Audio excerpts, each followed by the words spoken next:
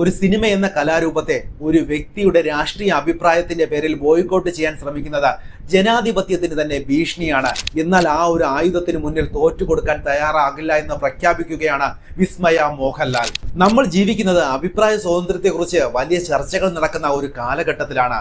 എന്നാൽ കൃത്യമായ ഒരു രാഷ്ട്രീയ നിലപാട് തുറന്നു പറയുമ്പോൾ സെലിബ്രിറ്റികൾക്ക് വലിയ വില കൊടുക്കേണ്ടി വരുന്നു എന്നതാണ് സമകാലിക യാഥാർത്ഥ്യം. ഇവിടെയാണ് നടൻ മോഹൻലാലിന്റെ മകൾ വിസ്മയ മോഹൻലാൽ തികച്ചും വ്യത്യസ്തയാകുന്നത്.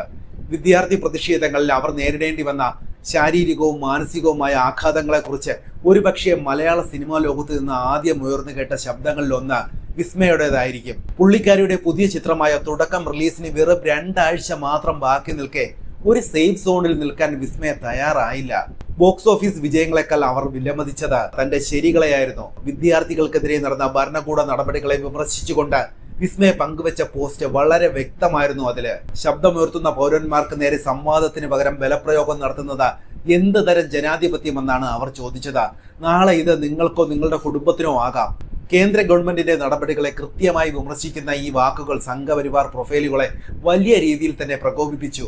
ഇതിന്റെ പരിണത ഫലമായി വൻ സൈബർ ആക്രമണമാണ് വിസ്മയയ്ക്ക് നേരിടേണ്ടി വന്നത്. ഒരു ജനാധിപത്യ രാജ്യത്ത് സ്വന്തം അഭിപ്രായം പറഞ്ഞതിന്റെ പേരിൽ വിസ്മയ നേരിട്ടത് സമാനതകളില്ലാത്ത ബോഡി ഷേമിങ്ങുകളും അധിക്ഷേപങ്ങളുമായിരുന്നു.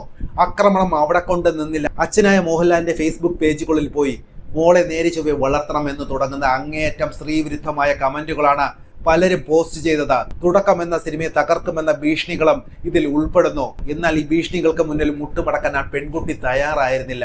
ഈ വിവാദങ്ങളെല്ലാം കൊടുമ്പിരി കൊണ്ടു നിൽക്കുന്ന സമയത്താണ് പ്രശസ്ത മാധ്യമ പ്രവർത്തകനായ ഭരദ്വാജ് രംഗരാജൻ ഗലാട്ട പ്ലസ് ചാനലിലൂടെ വിസ്മയമായിട്ട് ഒരു ഇന്റർവ്യൂ നടത്തുന്നത്.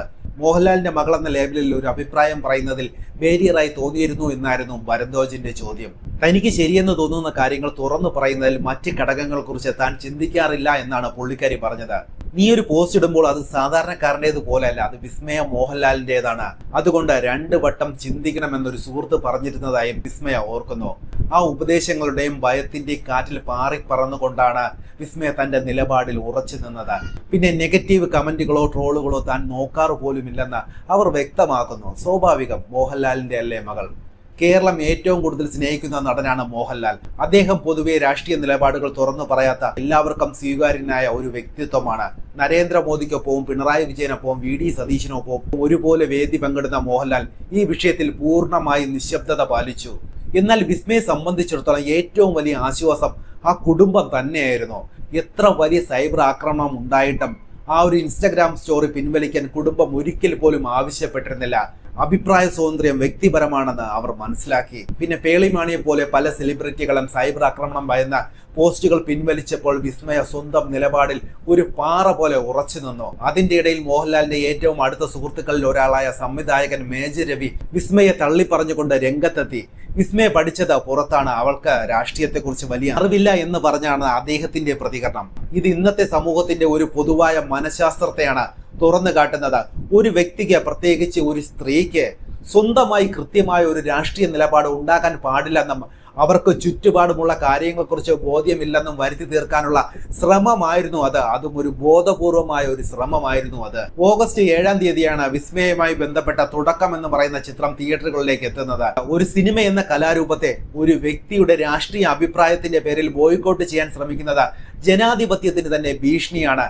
സിനിമയുടെ ട്രെയിലർ ഇറങ്ങുന്നതിന് മുമ്പ് തന്നെ പുറത്തു വന്ന ഗാനത്തിന് താഴെ പോലും കടുത്ത സൈബർ ബുള്ളിംഗ് ആണ് നടന്നിരുന്നത്.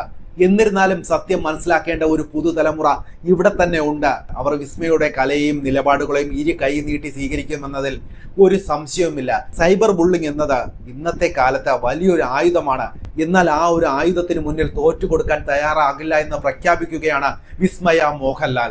തന്റെ വാക്കുകളിൽ നിന്ന് ഒരു അക്ഷരം പോലും പിൻവലിക്കില്ല എന്ന് പറയുന്ന അവരുടെ നിലപാട് അഭിപ്രായ സ്വാതന്ത്ര്യത്തിന് വില കൽപ്പിക്കുന്ന ഓരോ പൗരനും നൽകുന്ന വലിയൊരു പ്രതീക്ഷയാണ്. വിസ്മയുടെ ഈ ഒരു യാത്ര വരും തലമുറയ്ക്ക് വലിയൊരു പാഠം തന്നെയാകട്ടെ. നമുക്ക് മറ്റൊരു വീഡിയോയിൽ വീണ്ടും കാണുന്നവരേക്കും എല്ലാവർക്കും ശുഭദിനം.